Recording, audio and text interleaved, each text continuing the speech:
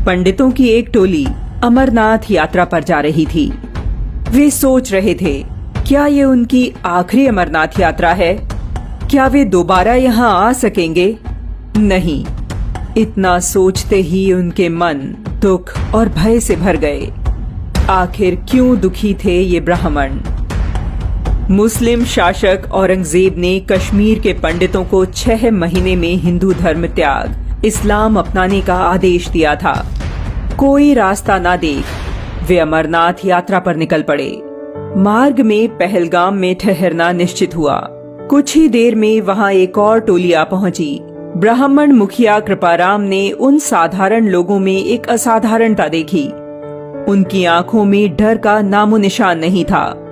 मालूम किया तो पता लगा कि यह उनके गुरु तेग बहादुर के कारण था। क्या वे इतने साहसी हैं? वे हमारी सहायता करेंगे? हमें एक बार उनसे मिलना चाहिए। इसी आशा में पहलगाम से 16 पंडितों की टोली गुरु तेग बहादुर से मिलने निकल पड़ी। 1 महीने में टोली आनंदपुर पहुंच गई। कृपाराम ने गुरु साहिब को समस्या बताई। गुरु तेग बहादुर ने कहा, आप सभी थक गए होंगे, जाइए आराम कीजिए, कल सुबह भेंट करेंगे। सभी पंडित आराम करने चले गए, जबकि गुरु गहन चिंतन में डूब गए। पास बैठे बेटे ने पूछा, इनकी समस्या का समाधान क्या है?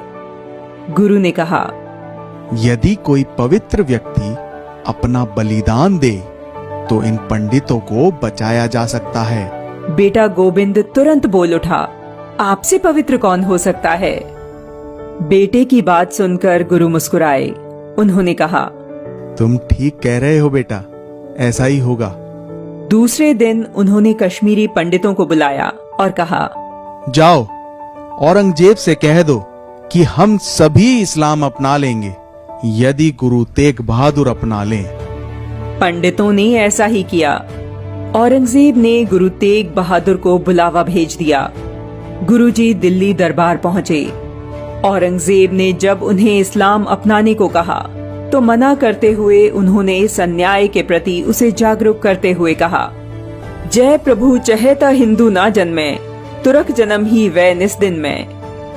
अर्थात यदि परमेश्वर चाहता तो हिंदू जन्म ही नहीं लेते और तुर्की ही दिन रात पैदा होते। परंतु वह कहाँ मानने वाला था। उसने गुरु तेग बहादुर को कारावास में डलवा दिया। उन्हें कठोर यातनाएं दी जाने लगी। उनके साथी भाई मतीदास को बीच से चीर डाला गया। उनके शिष्यों को बंदी बनाकर उनके सामने ही जीवित जला डाला। किंतु गुरु संकल्प से न डिगे। गुरु के संकल्प से चिढ़कर औरंगजेब ने गुरु तेग बहादुर के कत्ल का आदेश दे दिया। दिल्ली के चांदनी चौक में गुरु तेग बहादुर ने तिलक जनेऊ की रक्षा के लिए अपना बलिदान दिया। दिल्ली का शीशगंज गुरुद्वारा वही स्थान है जहां उन्होंने बलिदान दिया।